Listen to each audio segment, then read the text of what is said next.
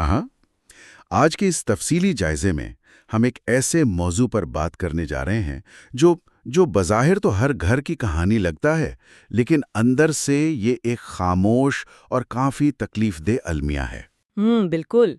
और मैं समझती हूँ कि ये एक ऐसा मसला है जिस पर हम आम तौर पर बात करने से कतराते हैं। ऐसा ही है। हम अक्सर रिश्तों, मोहब्बत और ख़ानदानी अक़दार की बड़ी-बड़ी बातें तो करते हैं, लेकिन ज़रा तसव्वुर करें कि क्या हो अगर एक दिन किसी को अचानक ये एहसास हो कि उसके करीबी रिश्ते, जिन्हें वो अपनी कुल कायनात समझता है, वो महज़ महज़ पैसों के लेन-देन तक महदूद हो चुके हैं।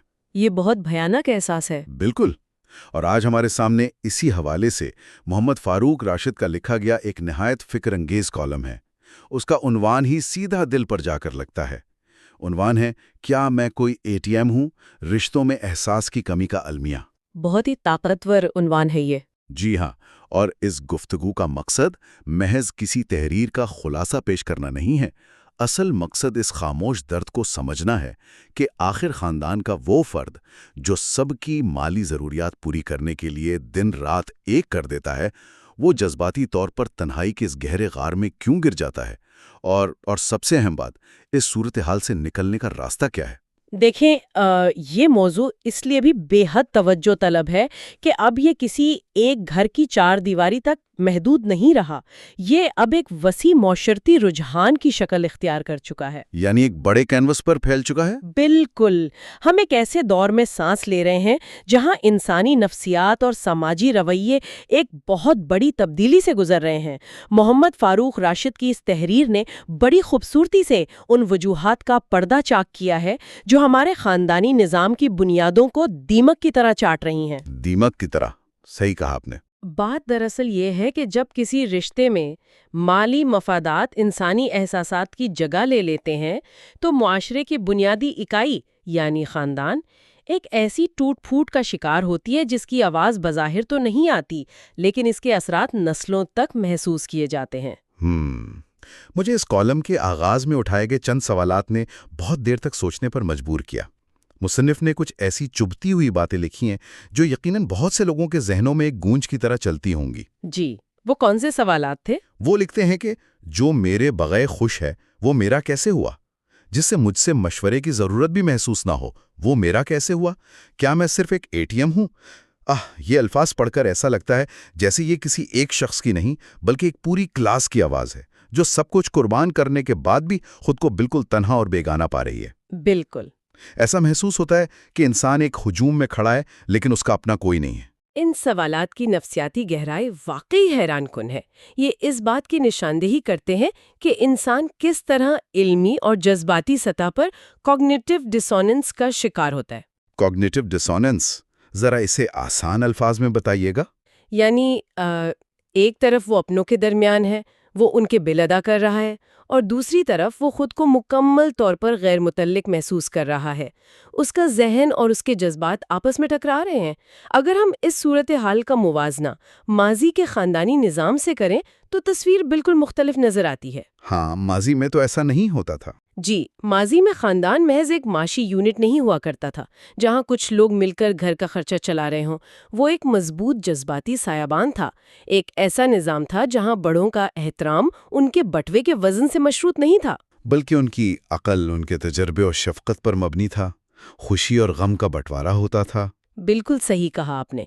जदीद माशरती ढांचे ने गैर महसूस तरीके से खानदानी रिश्तों को एक तरह के कारोबारी मॉडल में तब्दील कर दिया है। कारोबारी मॉडल, ये एक तल्ख हकीकत है, लेकिन यहाँ मेरे जहन में एक सवाल पैदा हो रहा है कि क्या खानदान के किसी एक फर्द का माली बोझ उठाना कोई नई बात है।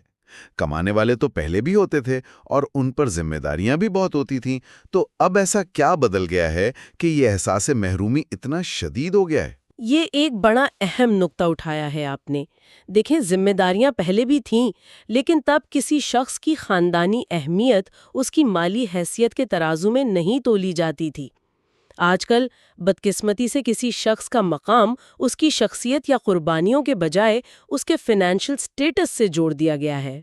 یعنی پیسے سے عزت تولنے لگے ہیں لوگ۔ جی، یہ ایک ایسا خاموش اور کڑوا معاہدہ بن چکا ہے جہاں آپ کی قدر آپ کے بینک بیلنس سے مشروط ہے، اور جب رشتوں میں یہ کاروباری سوچ در آتی ہے تو وہ اپنی روح کھو دیتے ہیں۔ یہ بات سن کر مجھے ایسا لگ رہا ہے جیسے ہم نے گھروں کو کارپوریٹ کمپنیوں میں بدل دیا ہے، جہاں ایک فرد سی ای او تو ہے لیکن اس کی عزت صرف اس وقت تک ہے جب تک وہ کمپنی کو منافع دے رہا ہے۔ بہت عمدہ مثال دی آپ نے۔ ذرا اس نفسیاتی پہلو پر مزید بات کرتے ہیں، کیونکہ تحریر میں بہت گہرے خالی پن کا ذکر ہے۔ جب کسی کو یہ لگنے لگے کہ اس کی موجودگی سے زیادہ اس کی جیب کی قدر ہے تو اس کا کیا اثر ہوتا ہے؟ میں تو اس کو یوں دیکھتا ہوں کہ ایک اے ٹی ایم مشین کو کبھی کسی کے گلے لگنے کی، پیار کی یا تسلی کی ضرورت نہیں ہوتی۔ اسے صرف بجلی چاہیے ہوتی ہے تاکہ وہ چلتی رہے۔ بالکل۔ کیا یہی وہ احساس ہے جو کمانے والے کو مشین بنا دیتا ہے؟ اسے لگتا ہے کہ مجھ سے کوئی یہ نہیں پوچھے گا کہ میں کیسا ہوں، بس کارڈ ڈالو اور پیسے نکالو۔ یہ اے ٹی ایم والی مثال اس صورتحال کی بالکل درست عکاسی کرتی ہے۔ انسان کی سب سے بنیادی اور سب سے ابتدائی نفسیاتی ضرورت یہ ہے کہ اسے محسوس ہو کہ وہ دوسروں کے لیے اہم ہے، صحیح۔ اسے سنا جا رہا ہے اور سمجھا جا رہا ہے۔ اور اسی تحریر میں ایک اور بہت طاقتور نقطہ مشاورت کے فقدان کا ہے۔ ہاں، وہ مشورے والی بات جو شروع کے سوالات میں بھی تھی۔ میں ایسا نہیں ہے۔ مشورہ مانگنا دراصل کسی کی اہمیت کو تسلیم کرنے کا، اس کی موجودگی کو ماننے کا ایک بہت بڑا اظہار ہے۔ یعنی آپ دوسرے شخص کو ویلیڈیٹ کر رہے ہوتے ہیں۔ بالکل۔ جب آپ کسی سے مشورہ کرتے ہیں تو آپ اسے بنا کہے یہ بتا رہے ہوتے ہیں کہ آپ کا تجربہ میرے لیے قیمتی ہے، آپ کی سوچ میرے لیے معنی رکھتی ہے، اور میں اپنے فیصلوں میں آپ کو شامل دیکھنا چاہتی ہوں۔ یہ مشورے والا پہلو واقعی بہت دلچسپ ہے۔ اس کا مطلب ہے کہ فیصلوں میں شامل نہ کرنا کوئی چھوٹی بات نہیں ہے، بلکہ یہ ایک طرح کا خاموش پیغام ہے کہ ہم تمہیں اہم نہیں سمجھتے۔ 100%۔ اگر میں اس کی ایک عام سی روزمرہ زندگی کی مثال دوں تو یہ بالکل ایسا ہے جیسے آپ کو کسی نے دعوت پر اپنے گھر بلایا ہو، لیکن جب آپ پہنچے تو آپ کو مہمان خانے کے بجائے سیدھا کچن میں بٹھا دیا جائے اور کہا جائے کہ بس آپ کا کام کیٹرنگ والے کا بل ادا کرنا ہے۔ ہاں، کہا جائے کہ بل آپ دے دیں، باقی محفل ہم خود سجا لیں گے۔ یہ تو کسی بھی باشعور انسان کی عزت نفس کو چھلنی کرنے کے مترادف ہے۔ اور یہی وہ رویہ ہے جو دلوں کے درمیان میلوں کے فاصلے پیدا کرتا ہے۔ جب ایک شخص کو بار بار اہم خاندانی فیصلوں سے باہر رکھا جاتا ہے تو وہ لاشعوری طور پہ خود کو اس خاندان سے الگ محسوس کرنے لگتا ہے۔ وہ کٹ جاتا ہے سب سے۔ جی، اسے یہ یقین ہونے لگتا ہے کہ اس کی یاد صرف اسی وقت آئے گی جب کوئی مالی ضرورت آڑے آئے گی، اور جب یہ تلخ حقیقت اس کے ذہن میں پختہ ہو جاتی ہے تو وہ انسان جذباتی طور پر خود کو سمیٹ لیتا ہے۔ وہ اپنی ذمہ داریاں شاید پھر بھی پوری کرتا رہے، بل ادا کرتا رہے، لیکن اس کی روح، اس کی محبت اور اس کا لگاؤ اس رشتے سے غائب ہو جاتا ہے۔ اور یہیں سے خونی رشتہ ایک مفاداتی رشتے کا روپ دھار لیتا ہے۔ بہت ہی تکلیف دہ عمل ہے یہ، لیکن یہاں مجھے تھوڑا سا ایک اور زاویے سے سوچنے کی ضرورت محسوس ہو رہی ہے۔ جی بتائیے۔ ہم سب جانتے ہیں کہ آج کل کا دور کتنا تیز رفتار ہے، معاشی دباؤ بے پناہ ہے، مہنگائی نے لوگوں کی کمر توڑ دی ہے۔ تو کیا ایسا نہیں ہو سکتا کہ خاندان کے باقی افراد بھی اپنی اپنی بقا کی جنگ میں اتنے مصروف ہوں کہ وہ جان بوجھ کر کمانے والے کو نظر انداز نہ کر رہے ہوں، بلکہ یہ سب حالات کی وجہ سے ہو رہا ہو؟ یہ ایک ویلڈ پوائنٹ ہے۔ میرا مطلب ہے کہ عملی زندگی میں ہر وقت جذباتی رہنا تو ممکن نہیں ہوتا نا، کہیں نہ کہیں تو آپ کو پریکٹیکل ہونا پڑتا ہے۔ اس بات میں کوئی شک نہیں کہ آج کا معاشی دباؤ اور زندگی کی دوڑ بہت ظالم ہے۔ لوگ روزی روٹی کمانے اور اپنے مستقبل کو محفوظ کرنے میں اس قدر مگن ہیں کہ جذباتی تقاضے پیچھے رہ گئے ہیں۔ ایک ہی چھت کے نیچے رہنے والے ایک دوسرے سے میلوں دور ہیں۔ اسمارٹ فونز نے بھی فاصلے بڑھا دیے۔ بالکل بڑھا دیے ہیں، لیکن مصروفیات اپنی جگہ۔ مسئلہ اس وقت سنگین ہوتا ہے جب وہ مالی تعاون ہی اس رشتے کی واحد بنیاد بن جائے۔ اس مصروفیات کے ماحول میں وہ شخص جو مالی طور پر مضبوط ہے، وہ غیر محسوس طریقے سے محض ایک ریسورس یا وسیلہ بن کر رہ جاتا ہے۔ اور یہ کوئی جواز نہیں ہے کہ آپ مصروف ہیں تو آپ اگلے بندے کو انسان ہی نہ سمجھیں۔ بالکل درست۔ اس کے پیسے تو سب استعمال کرتے ہیں، لیکن اس کے ساتھ بیٹھ کر چائے کا ایک کپ پینے یا اس کے دن بھر کی تھکان کے بارے میں پوچھنے کا وقت کسی کے پاس نہیں ہوتا۔ یہی وہ فرق ہے جو مصروفیات اور بے حسی کے درمیان ہے۔ صحیح۔ اسی لیے کالم میں اس مسئلے کو سلجھانے کے لیے معاشرتی ماہرین کی نظر سے ایک بہت زبردست فارمولا دیا گیا ہے۔ ماہرین سماجیات نے رشتوں کا توازن برقرار رکھنے کے لیے 3 بنیادی عناصر کا ذکر کیا ہے: احترام، شمولیت اور احساس۔ یہ تینوں ستون بہت اہم ہیں۔ آئیے ان تینوں کو ذرا تفصیل سے سمجھتے ہیں۔ سب سے پہلے بات کرتے ہیں احترام کی۔ ہمارے ہاں احترام کو اکثر خوف یا آنکھیں جھکا کر بات مان لینے سے جوڑ دیا جاتا ہے۔ یہاں سماجیات کے حوالے سے احترام سے کیا مراد ہے؟ یہاں احترام کا ہرگز یہ مطلب نہیں کہ آپ کسی کے سامنے ڈر کر خاموش ہو جائیں یا اس کی ہر صحیح غلط بات مان لیں۔ معاشرتی ماہرین جس احترام کی بات کرتے ہیں وہ انسان کی ہیومینٹی یا اس کی انسانیت کو تسلیم کرنا ہے۔ یعنی اس کو ایک فرد کے طور پر دیکھنا۔ جی، اس کا مطلب ہے کہ آپ اس فرد کی ذات کو، اس کے وجود کو اس کی کمائی سے الگ کر کے دیکھیں۔ وہ انسان جو سارا دن باہر کی دنیا کی تلخیاں برداشت کر کے گھر آتا ہے، اس کی قدر اس لیے نہ کی جائے کہ اس کی جیب بھری ہوئی ہے، بلکہ اس لیے کی جائے کہ وہ آپ کے خاندان کا حصہ ہے۔ یہ بات بہت گہری ہے کہ اس کے وجود کو کمائی سے الگ کر کے دیکھا جائے۔ احترام یہ ہے کہ اس کی بات کو توجہ سے سنا جائے، اس کے مشوروں کو رد نہ کیا جائے اور اس کی حیثیت کو گھر میں ایک مشین سے بڑھ کر ایک انسان کا درجہ دیا جائے۔ یہ بات تو سیدھی دل کو لگتی ہے۔ اب دوسرے عنصر کی طرف آتے ہیں، جو ہے شمولیت یا انکلوژن۔ ہم نے مشاورت پر تو بات کی ہے، لیکن عملی زندگی میں شمولیت کیسی ہونی چاہیے؟ کیا اس کا مطلب یہ ہے کہ اگر گھر کا پردہ بھی بدلنا ہے تو اسی شخص سے پوچھ کر بدلا جائے جو پیسے لا رہا ہے؟ نہیں، شمولیت کا ہرگز یہ مطلب نہیں کہ ہر چھوٹی بڑی تفصیلی بات میں دخل اندازی کی جائے۔ شمولیت ایک احساس کا نام ہے۔ وہ کیسے؟ فرض کریں گھر میں چھٹیاں گزارنے کا منصوبہ بن رہا ہے یا کسی بچے کے مستقبل کا فیصلہ ہو رہا ہے۔ شمولیت یہ ہے کہ اس منصوبے کے بنتے وقت اس فرد کو بھی میز پر بٹھایا جائے، اسے یہ نہ کہا جائے کہ ہم نے فیصلہ کر لیا ہے کہ ہم فلاں جگہ جا رہے ہیں، آپ بس اتنے پیسوں کا انتظام کر دیں۔ جو کہ اکثر گھروں میں ہوتا ہے کہ فیصلہ ہو چکا ہے، اب آپ بس فنڈنگ کر دیں۔ جی، اس کے بجائے اسے یوں کہا جائے کہ ہم یہ سوچ رہے ہیں، آپ کی اس بارے میں کیا رائے ہے؟ یہ چھوٹی سی تبدیلی، یہ جملوں کا فرق اس شخص کو یہ احساس دلاتا ہے کہ وہ صرف فائنینسر نہیں ہے بلکہ اس خاندان کا ایک اہم ترین حصہ ہے۔ یہ مثال تو بہت ہی واضح کر دیتی ہے کہ شمولیت دراصل فیصلوں کی ملکیت میں حصہ دار بنانے کا نام ہے۔ اور اب تیسرا اور شاید سب سے مشکل عنصر، احساس یا ایمپتھی۔ یہ سب سے کلیدی عنصر ہے۔ میرے خیال میں آج کے دور میں سب سے زیادہ کمی اسی چیز کی ہے۔ ایک کمانے والے شخص کا جو ذہنی دباؤ ہوتا ہے، جو خاموش بوجھ ہو اٹھا رہا ہوتا ہے، اسے سمجھنا اتنا مشکل کیوں ہے؟ احساس یا ایمپتھی کا مطلب ہی یہ ہے کہ آپ خود کو اس شخص کے جوتوں میں رکھ کر دیکھیں۔ وہ شخص جو خاندان کی ہر ضرورت پوری کر رہا ہے، وہ اکثر اپنی ذاتی ضروریات کو مار رہا ہوتا ہے۔ ہاں، وہ اپنے شوق قربان کر دیتا ہے۔ بالکل، وہ شاید اپنے لیے نئے کپڑے نہ خریدے، اپنی صحت کو نظر انداز کر دے، صرف اس لیے کہ بچوں کی فیس جا سکے یا گھر کا کوئی بل ادا ہو سکے۔ ایمپتھی یہ ہے کہ خاندان کے باقی افراد اس کی اس خاموش قربانی کو دیکھ سکیں اور اسے ایکنالج کر سکیں۔ جی، جب وہ تھکا ہارا گھر آئے تو اس سے یہ نہ پوچھا جائے کہ آج کیا لائے ہو، بلکہ یہ پوچھا جائے کہ آج کا دن کیسا گزرا، طبیعت کیسی ہے۔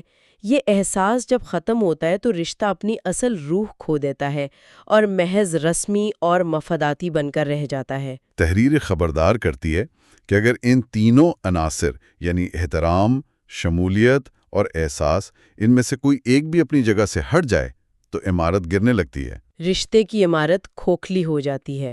لیکن اب سوال یہ پیدا ہوتا ہے کہ کیا ہم صرف اس صورتحال پر افسوس ہی کر سکتے ہیں؟ ماخذ میں بتایا گیا ہے کہ حل شکایت کرنے میں نہیں بلکہ شعور اور حکمت میں پوشیدہ ہے۔ تو ایک انسان جو خود کو ATM محسوس کر رہا ہے، وہ عملی طور پر کیا کرے؟ کیا وہ اچانک پیسے دینا بند کر دے؟ نہیں، پیسے دینا بند کر دینا تو کوئی حل نہیں ہے، اس سے تو محض تنازعات جنم لیں گے اور گھر کا ماحول مزید خراب ہوگا۔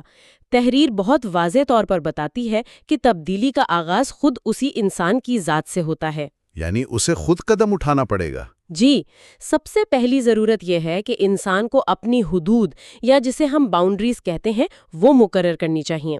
اگر کوئی شخص ہر وقت صرف دینے والا بنا رہے گا، اپنی ضروریات کو مکمل طور پر مٹا دے گا اور یہ امید لگائے گا کہ لوگ خود ہی اس کی قربانی کا احساس کر لیں گے، تو یہ ایک غیر حقیقت پسندانہ سوچ ہے۔ لوگ اکثر ٹیک اٹ فار گرانٹیڈ لے لیتے ہیں۔ لیکن ہمارے معاشرے میں خاندانی نظام کے اندر اپنی حدود یا باؤنڈریز مقرر کرنے کو اکثر خود غرضی سمجھا جاتا ہے۔ ہاں، یہ ایک بڑا کلچرل مسئلہ ہے۔ اگر ایک باپ یا بڑا بھائی یہ کہے کہ میں اس مہینے مزید پیسے نہیں دے سکتا کیونکہ مجھے اپنی صحت کے لیے کچھ بچانا ہے یا مجھے کچھ آرام چاہیے، تو اسے بہت عجیب نظروں سے دیکھا جائے گا، اسے تانے ملنا شروع ہو جائیں گے۔ تو اس کا توازن کیسے قائم کیا جائے کہ رشتے بھی نہ ٹوٹیں اور انسان مشین بھی نہ بنے؟ یہ بہت اہم فرق ہے جو ہمیں سمجھنا ہوگا۔ اپنی قدر کروانا خود غرضی نہیں ہے، یہ بقا کا مسئلہ ہے، سروائیول کا مسئلہ ہے۔ بالکل۔ اگر آپ کی اپنی ذہنی اور جذباتی صحت ٹھیک نہیں ہوگی تو آپ کل کو خاندان کا بوجھ بھی نہیں اٹھا سکیں گے۔ عزت نفس کو برقرار رکھتے ہوئے رشتوں میں توازن پیدا کرنا لازمی ہے۔ اس شخص کو شائستگی کے ساتھ اور کھلے الفاظ میں اپنے پیاروں سے بات کرنی چاہیے۔ یعنی کمیونیکیشن بہت ضروری ہے۔ خاموش رہ کر کڑھنے سے کچھ نہیں ہوگا۔ جی، انہیں یہ بتانا چاہیے کہ اس کی حیثیت محض ایک چیک بک کی نہیں ہے، اور دوسری طرف یہ خاندان کی بھی اتنی ہی بڑی اخلاقی ذمہ داری ہے، یہ کوئی یک طرفہ ٹریفک نہیں ہے۔ بالکل، خاندان کی اخلاقی ذمہ داری سے مراد یہی ہے نا کہ وہ یہ تسلیم کریں کہ محبت، توجہ اور وقت وہ بنیادی غذائیں ہیں جن سے رشتے زندہ رہتے ہیں۔ درست کہا آپ نے۔ جس شخص نے اپنا خون پسینہ ایک کر کے خاندان کو پالا ہے، اس کی قدر کرنا کوئی احسان نہیں ہے، یہ ان کا فرض بنتا ہے۔ جب خاندان کے باقی افراد اس بات کا شعور حاصل کر لیتے ہیں اور سب کو فیصلوں میں شریک کرتے ہیں، تبھی گھر میں ایک فطری سکون اور اعتماد کی فضا پیدا ہوتی ہے۔ اس میں کوئی دو رائے نہیں کہ ایک صحت مند خاندان کی بنیاد یہی ہے۔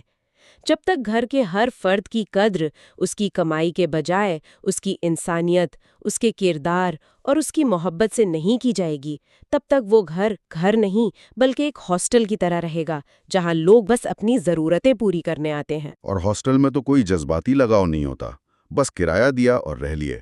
بالکل۔ اگر ہم اس ساری تفصیلی گفتگو کو سمیٹیں تو اس پورے تجزیے کا نچوڑ یہی ہے کہ انسان کو زندہ رہنے کے لیے صرف روٹی، کپڑا اور مکان نہیں چاہیے، اسے یہ احساس بھی چاہیے کہ وہ اپنے ارد گرد کے لوگوں کے لیے اہم ہے۔ یہ سب سے بڑی سچائی ہے۔ مالی فائدے کے لیے استعمال ہونے کا احساس بڑے سے بڑے اور مضبوط انسان کو بھی اندر سے کھوکھلا کر دیتا ہے۔ یہ تحریر ہم سب کے سامنے ایک آئینہ رکھتی ہے، اور اس آئینے میں دیکھنا ضروری ہے۔ جی، یہ ہمیں مجبور کرتی ہے کہ ہم رک کر سوچیں، اپنے روزمرہ کے رویوں کا جائزہ لیں کہ کہیں ہم بھی جانے انجانے میں اپنے کسی قریبی عزیز، چاہے وہ ہمارے والد ہوں، شوہر ہوں یا بڑا بھائی، انہیں محض ایک ATM تو نہیں سمجھ رہے۔ یہ ایک ایسا آئینہ ہے جس میں دیکھنا ہم سب کے لیے واقعی ناگزیر ہو چکا ہے۔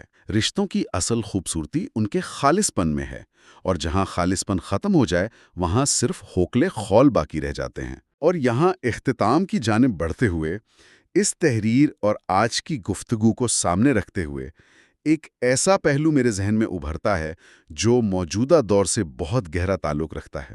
ذرا سوچئے، آج ہم ایک ایسے مشینی اور ڈیجیٹل دور میں جی رہے ہیں جہاں پیسے بھیجنا محض ایک موبائل ایپ پر انگوٹھا دبانے کا نام ہے۔ ڈیجیٹل والیٹس اور ایپس نے سب کچھ بدل دیا ہے۔ بالکل۔ پہلے دور میں جب کسی کو پیسے کی ضرورت ہوتی تھی تو وہ کم از کم اس شخص کے پاس چل کر جاتا تھا، اس کے پاس بیٹھتا تھا، چہرے کے تاثرات دیکھے جاتے تھے، کچھ حال احوال پوچھا جاتا تھا اور پھر ضرورت بیان ہوتی تھی۔ ایک انسانی رابطہ ہوتا تھا اس پورے عمل میں۔ لیکن آج صرف واٹس ایپ پر ایک میسج آتا ہے اور دوسری طرف سے فنڈز ٹرانسفر ہو جاتے ہیں۔ کیا یہ سوچنے کی بات نہیں کہ ان ڈیجیٹل اور فاصلاتی ادائیگیاں کرنے والی ایپس نے، اس سہولت نے ہمیں ایک دوسرے کے چہرے دیکھے بغیر اور حال حوال جانے بغیر ہی مالی ضرورتیں پوری کرنے کا عادی بنا دیا ہے؟ یہ بہت ہی گہری اور غور طلب بات ہے۔ کیا یہ ٹیکنالوجی رشتوں کے اندر اس ATM والی نفسیات کو اور بھی زیادہ تیزی سے نہیں بڑھا رہی، جہاں جذبات، مسکراہٹ اور آنکھوں کے رابطے کا لین دین مکمل طور پر ختم ہوتا جا رہا ہے؟ مجھے لگتا ہے کہ اس ٹیکنالوجی نے اس احساس تنہائی کو کئی گنا بڑھا دیا ہے۔ اب تو آپ کو بندے کی آواز بھی نہیں سننی پڑتی، بس نوٹیفیکیشن آ جاتا ہے۔ بالکل، اور ہم سننے والوں کو اس غور طلب سوال کے ساتھ ہی آج کے اس جائزے کے ختام پر چھوڑتے ہیں۔ مقصد یہی ہے کہ اپنے ارد گرد نظر دوڑائی جائے اور سوچا جائے کہ اس تیز رفتار مشینی دور میں ہم اپنے رشتوں کی اصل روح اور ان کے احساس کو کیسے زندہ رکھ سکتے ہیں۔ آج کے اس تفصیلی جائزے میں بس اتنا ہی۔ ملتے ہیں اگلی بار کسی نئے اور اہم موضوع کے ساتھ۔